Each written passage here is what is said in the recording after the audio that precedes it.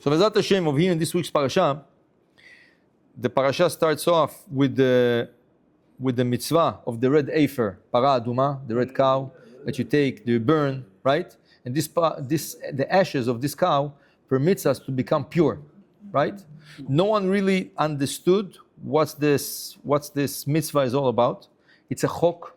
It's one of the unexplained mitzvot that you have in the Torah, like not to eat meat and milk. Why? Chok. Not to mix wool and linen. You cannot have a suit made out of wool, linen, or any type of garment. Why? Chok, right? So we have a lot of laws. One of the laws is paraduma. But what's special over here, let's say you don't eat meat and milk together. Okay? Okay, so there's a reason. Today, science today, they come and they tell you, oh, the Jews are so smart, they don't eat meat and milk together. Why? After research of years, they came to the conclusion that there's two enzymes in your body. One enzyme is in charge to take the meat and to break it down, right, to molecules. And one enzyme is in charge of the milk. And when you mix the two foods together, the enzymes get confused because one wants to start, the other one comes in and they see each other and says, oh, he's here, and that causes ulcers, right, in the intestines, right? So, wow, the Jews are so smart, right? In Europe, once there was a big epidemic, everybody got sick, everybody died besides the Jews. So in the beginning, they had theories the Jews poisoned the goyim, all kinds of. Then, when they started to look into it, what they found out, all the mattresses in the olden days, like you're talking about 400 years ago, the mattresses were made from wool and linen together. But as Jews, we cannot do that. So that's why the Jews are the only ones who didn't get sick. And only they, oh, the Jews are so smart, right? Mm-hmm. For sure, it's not the reasons. It's for sure not the reason. There's other reasons, much more mystical, right, and sophisticated than that. But the goyim, the science tries to, oh, look what the Jews do. We do the Brit Milah, the circumcision, on the 8th day, right? The goyim, the Arabs used to do it on 13. Now they do it in the hospital on the 2nd day, the 3rd day. Why do we do it at the 8th day? Again, research comes, oh, there's a vitamin in the body, vitamin K. This vitamin in your body is at 110% on the 8th day. Right? When you're born, you have like 80, 90. It climbs to 110. And since up after that, it goes down to 90. So in average, it keeps 90% in your body.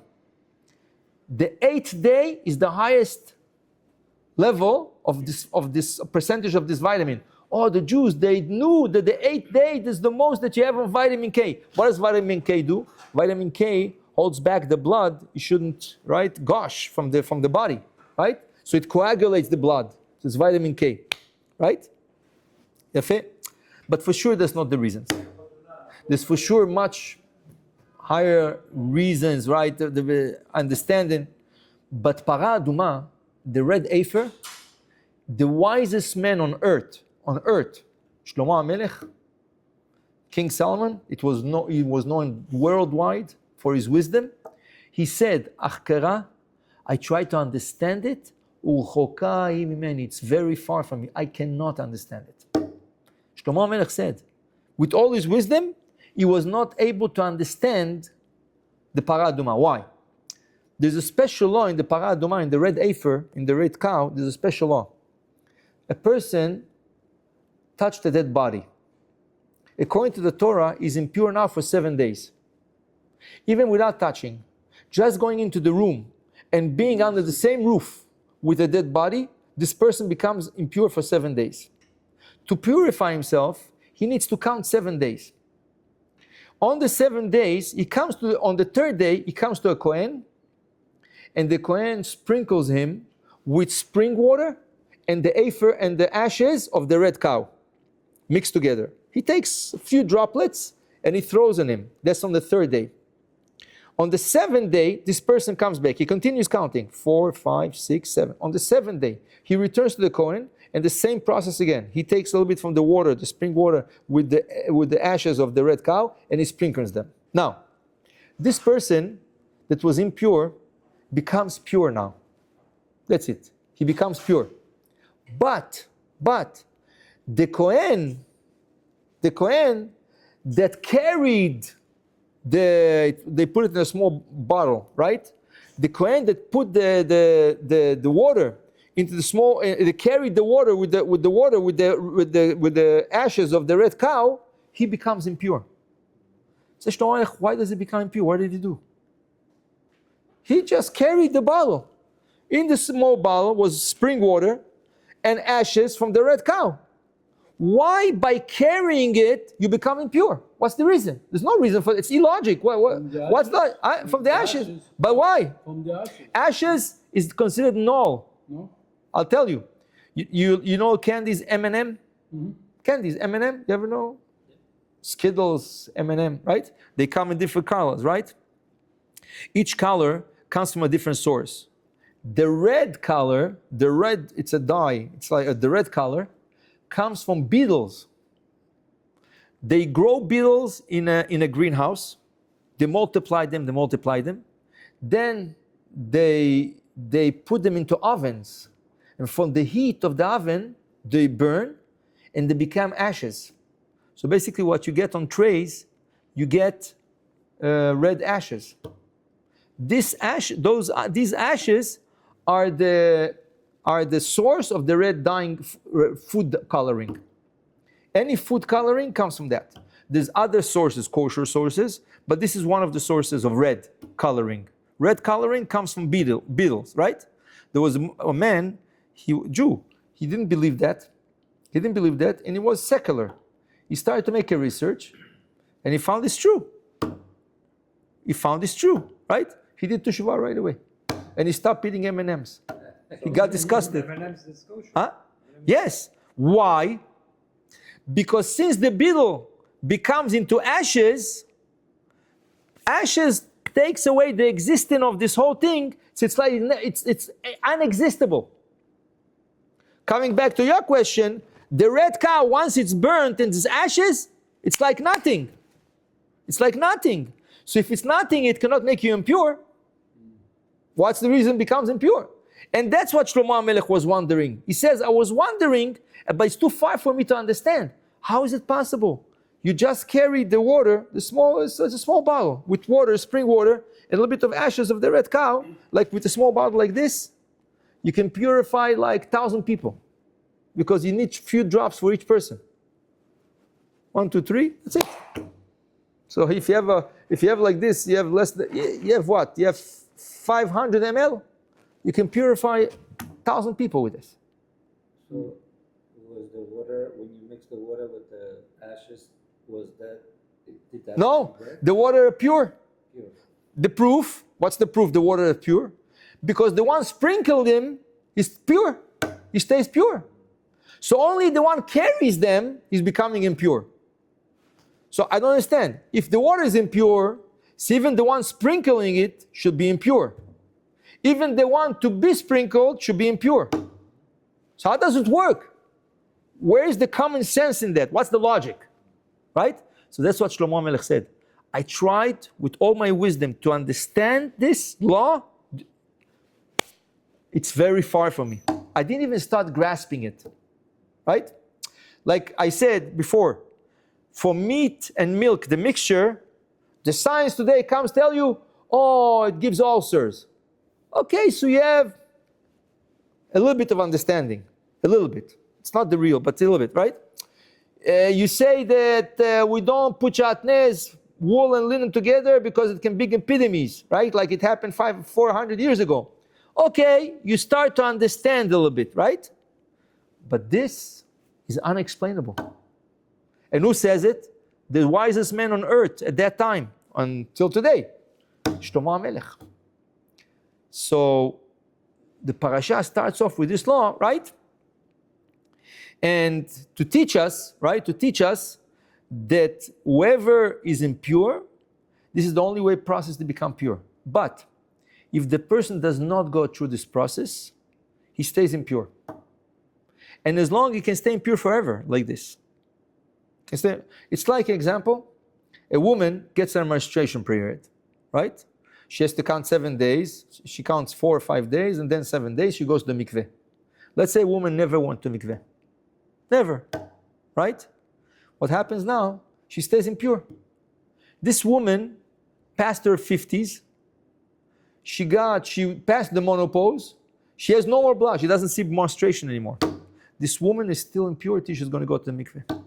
The impurity of nidah stays as long as the lady doesn't go to the mikveh. She stays impure. She would have to go one more time to the mikveh to dip with the bracha, with the blessing, to take away the impurity from her. One time is enough? One time is enough. Because she's impure. Impurity is one impurity. It's not like she has to take... It's the same thing once you go in. Yes, once you go, that's it. As long as you don't become impure again, one time you go, you're pure. Right? So the same thing over here. If a man touched a dead body or was under the same roof with the dead body and became impure, he won't become pure till he goes through the process of 7 days, sprinkled on the 3rd day and on the 7th day. And what's so important? Because this person has an obligation from times to times to come to the temple, to Bet HaMikdash.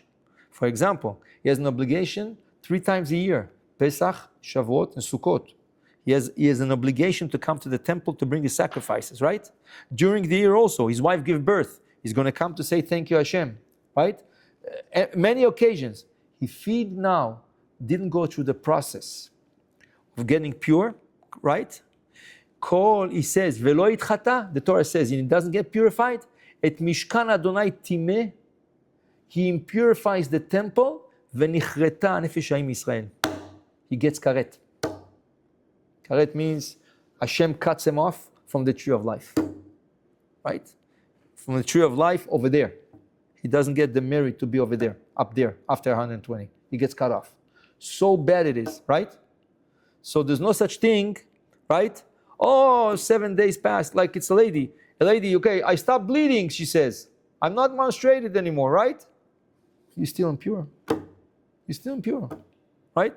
As long as you didn't go to purify yourself, the impurity is on top of you. Like in the morning, you wake up. As long as you didn't wash your hands, netilat yadayim, you're impure the whole day. The whole day and the whole night and the days to come. You need to purify at least one time, right? So impurity does not go off with time. Impurity goes off with water, right? With the process of purification. Netilah is one process. Para aduma is another process. Dipping in a mikveh, source of water, right, is another process. But without those type of actions, a person can stay impure forever. Right? So that's why the parasha in this week starts off with this, right? With this mitzvah, which is a very strange mitzvah, which the Midrash is teaching us up to today, almost 6,000 years, there was only 9 cows in the world.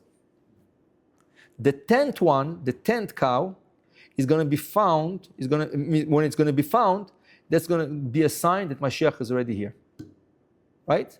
And that's why we cannot cross the line of the Wailing Wall, Kotel HaMa'aravi. Why? Because the other side of the Kotel HaMa'aravi is Bet HaMikdash, is that where the temple was. And the Torah says here, Velo vet mishkan Adonai timeh. Even the temple is destroyed, and there's a mosque on place, right? The area is holy. You cannot step in. And if you step in, you impurify the place. Goyim that are there, they're not impurifying the place. They do not have the laws of purity and purity, right? A goy wakes up in the morning, doesn't do netilah, touches the food is pure. Doesn't become impure. Those laws apply only to Jews. Why? Why? Says the Or Chaim HaKadosh. Impurity sticks to purity. Jews are pure to begin with. So because Jews are pure, the impurity always looks to stick to them. Somebody's impure, the impurity, I don't care about him because anyway, he's mine anyways. I don't need to deal with him. Right? So the impurity does not stick to him. But the Jew is pure, says the Or Chaim HaKadosh. And that's why the minute a person passes away, his neshama goes out of the body, impurity goes into his body, right? Because the neshama, which is pure, how do we know neshama is pure? Because we say every morning in the 3rd blessing, Elohai, neshama shenatata bi tehora. the neshama that you just gave to me back in the morning is pure. So as long as the neshama resides in you, you have purity residing in you. The minute the neshama goes out of your body, right, the impurity wants to come and sit in, right, to settle in, right. That's why they do tahara, take a body and they wash it. Before putting it down the grave, they would wash the body like a mikveh type, to take off the impurity, and to bury the person is still impure, but to take off all impurities that he collected during the time the neshama left the body, and to put him down his grave, which that's it, is underground, right? So those laws, right? You cannot go the other side of the Kotel HaMaravi, because the other side is very pure, right? It's very pure, and no one has a right to go there. Chad Shalom. It's karet. No, you're not supposed. People go up the, no, doesn't get the No. they don't cross. There is a bridge, and there are soldiers there. And as they see you're Jewish, they ask you, "You Jewish?" "Yeah." "Sorry, you cannot come in. Go on the other side. Go the other side. You're not allowed to come in." It's a law. So basically, you cannot come in. So when you go up there, I don't know, but when you go up there, you go. No, when you go up there, you're still in the kotel. You're still in the kotel. Once you cross the doors, you are on the other side. Right? So there's guards over there, and they tell you, if you're Jewish, I'm sorry, you have to go back. You cannot come inside here. Okay? And it says over here that so the person, once he was sprinkled with those water, he becomes pure, right? And now he can continue doing his daily ritual and whatever he wants to do, right? But it's so important, right, that we should do netilah, right? Even netilat yadayim, when we wash our hands, how is it that water takes away impurity? How does it work? I understand maybe when you dip in the mikveh, they say when you dip into mikveh, right, in the ocean, in the mikveh, right, you know what happens? You have to hold your breath. You hold your breath when you go underwater. Holding your breath is like being dead. Coming out of the water, you're being born. So it's a new person.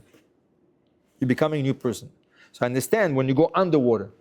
But when just washing your hands and becoming pure from a whole night, right? How does it work? So truth is, there is very few people, there's very few people in the world that knew that. The first one is Shlomo HaMelech and his court, because they installed the netilah for bread, right? For bread, not for impurity, for bread, for purifying yourself for bread, right? And they had a whole secret. Why do we wash for bread? Why do you have to wash for bread? If you're not impure, why do you have to wash for bread, right? Because we have few netilah. You have netilah. We wash our hands coming out of a bathroom, or waking up in the morning, washing our hands. Coming out of a bathroom, impure place, washing our hands. We have netilah for eating bread. It's a different one. This one, instead of being in interval, 1, 2, 3, 4, 5, 6, the one for eating bread is 1, 2, 3, 1, 2, 3. So it comes out, it's not for taking off impurity. Says the Arizal, you should know when you wash an interval, when you throw the first time the water on your hand, the impurity jumps to the left hand, but it becomes weaker. So then you wash your left hand, the impurity jumps back to the right hand, but becomes even weaker. It takes 6 times to make it go away. Okay? But when you wash for bread, it's 1, 2, 3, 1, 2, 3. It's not for impurity. The Arizal says, if in the morning you wake up and you do 1, 2, 3, 1, 2, 3, you still stay impure. Doesn't help. It must be 6 times in interval. So why is the bread part? Why is this forced sanctity to become pure, to become a saint, right? Kedusha. Asher kiddeshanu b'mitzvotav v'tzivanu al netilat yadayim. You become kadosh. Then you have netilat yadayim for mayim acharonim. You finish eating a meal with bread, right? You wash up to the knuckles, right? One. That's it. Knuckles, up to your knuckles. Huh? What's the reason? The Satan, right, says, oh, you had a whole meal, what about me? What is my part in this meal? So those mayim achonim is the part of the Satan. That's why those water cannot fall on the floor. If you have a naked floor, like ground, right? Earth, if it falls, it's so impure, you must wash the whole floor, right? It's better not to fall also on tiles, on carpets, also better, right? So that's why we're trying to do netilat mayim achronim into a keli, into a kli, right? You should not do mayim achronim on dishes in the sink, because those water are impure, because they are part of the Satan. So what's the connection? I heard that, maybe I misunderstood, but something has to do with like melach, sodomite. Right, exactly. That's another reason. Okay. There's few reasons. Another reason is, in the olden days, they used to touch salt. Salt was not in a salt shaker. Salt was in a cup. And their bread did not have salt. So when they damotzi, they used to dip the bread into the salt. During the meal, they would not put salt into food, right? They would not put salt into food. So they would put their food into salt. So their fingers touch salt the whole meal. If somebody's eye scratches him, randomly, and he has salt, he can become blind. Why? Because salt contains 1/500 part of the salt of Sodom. You know Sodom that was destroyed with sulfur and salt coming from heaven and destroyed the whole city? They say this salt got into the salt mines. All the mines of salt, they have some of it. And this salt is so dangerous, you touch your eye, you become blind. So Chachamim did not want to take a chance. They said, every time you eat with salt, we usually do motzi with salt, wash your hands, mayim achronim. This is another reason, right? So if you eat with a fork, you don't have to wash. If you eat with the fork, that's only in the olden days, they with the hand. With the fork, you don't need. But don't forget, there's another reason, to give a part to the Satan, right? There's a fourth type of netilah. There's another netilah. Davar shetibulo b'mashke. What does it mean? You wanna eat a fruit, and the fruit is wet. Water is a conductor of impurity. There are 7 liquids which conduct impurity, which means an apple is on the tree, mango is on the tree, any fruit is on the tree. As long as it's connected to the tree, no impurity. A dead mouse can touch it, dead iguana stays pure on the tree because it's connected to its source, right? Now, even, not even, once it's cut off the tree, if a dead mouse touches it, stays pure. Why? It's cut off the tree. Because it did not get prepared to become impure. And what's the preparation to become impure? If water or one of the 6 other liquids touches it, it becomes impure. For example, if a fruit is cut off from the tree, rain comes on top of it, even if you come the next day and the rain is wiped off, the fruit is completely dry, a dead iguana would touch it, a dead mouse would touch it, becomes impure. Why? Because it had water on top of it. There are 7 liquids which are the same. They are called conductors, impurity conductors. Yad, shachat, dam. Yad, yud is yain. Daled of yad is dvash, honey.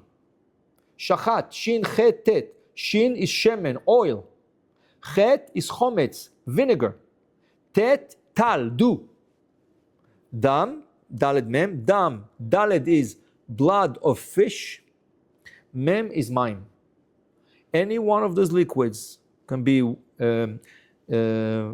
oil, can be vinegar, can be wine, can be dew, can be water, rain, which touches a fruit after it got cut off the tree, prepares it to become impure the next time it's going to touch impurity. Okay? Now, when a fruit is wet, since it's already ready to become impure, we cannot touch it wet. So what do we have to do? We have to wash our hands. How? Like for bread. 1, 2, 3, 1, 2, 3. People don't do it because people don't realize you have to do that. But everybody does it, without exception. Everybody does it on Pesach. How do we start the Agada? Kadesh, Kiddush.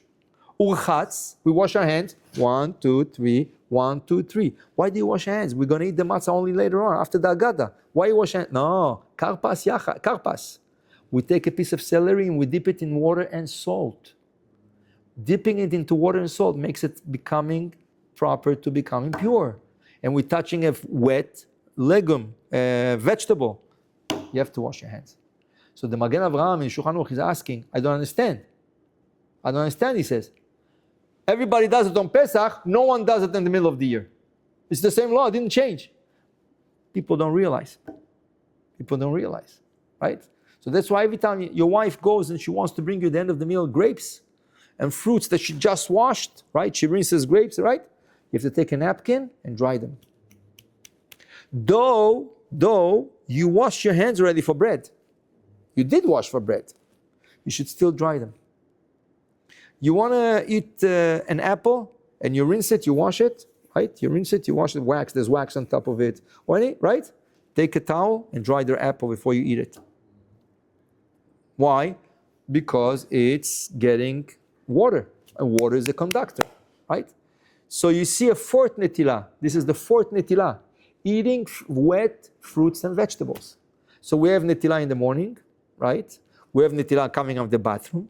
We have netilah for bread. We have mayim acharonim, which is a small netilah, and we have davar shetibulo b'mashke, any fruit and vegetable attached mashke, right? You also Now, have to wash your hands after touching something that's impure, no? for sure, it's impurity, right? It's like a bathroom, right? So that's considered. Right. The secrets of those things, only Shlomo HaMelech in Bet Dinod. There was one person in the world that knew that, Or HaChaim HaKadosh, Rabbi Chaim ben Atar. He knew the secret of Netilat Yadayim of bread. They say they give it only to one tzaddik per generation. One tzaddik in the whole world. 350 years ago, the tzaddik was Rabbi Chaim ben Atar. At the same time, there was the Baal Shem Tov. He wanted very much to travel to see the Or HaChaim HaKadosh and learn the secret. At night, they came in his dream and they told him he should not travel. Why? Because if you meet Or HaChaim HaKadosh, Mashiach has to come. It's not time yet. In the beginning, he listened, and then he was eager to know the secret. He took a boat with his daughter Adele. He hired the boat, crew. The boat sunk in the middle of the ocean next to Turkey. He found himself on an island. He almost got killed. Pirates caught him. He almost got killed. By miracle, he was saved with his daughter, and he returned to Mazivuzh. He returned to Poland, right? And then he understood he cannot have. One Shabbat on Suda Shlishit, he's sitting, and all of a sudden he puts down his head and he says, wow. So his students asked him, what happened? He says, Or HaChaim HaKadosh just passed away. But Or HaChaim HaKadosh was in Israel, and he was in Poland. How did he know that? That's it. He told him, I got the secret. It must be he passed away. Motzei Shabbat, they inquired, Or HaChaim HaKadosh passed away. And that's how the Baal Shem Tov got the secret. Because only one in a generation can know the secret of Netilat Yadayim for bread. Right? And for sure there's other secrets. Yes. 52. So there's so many secrets, right? And one of them is the red afer. But Shlomo HaMelech was able to reach most of them, right? Because Shlomo HaMelech, he's the one in storing Netilat Yadayim for bread. For us, right? So he for sure knows the secret, right? But when he came to the red cow, he says, I tried to go into it. It's too far from my knowledge, for understanding, right? This is only when Moshiach is going to come. Bezrat Hashem, very soon, he's going to teach us the secret of this paraduma. Baruch Adonai le'olam. Amen ve'amen.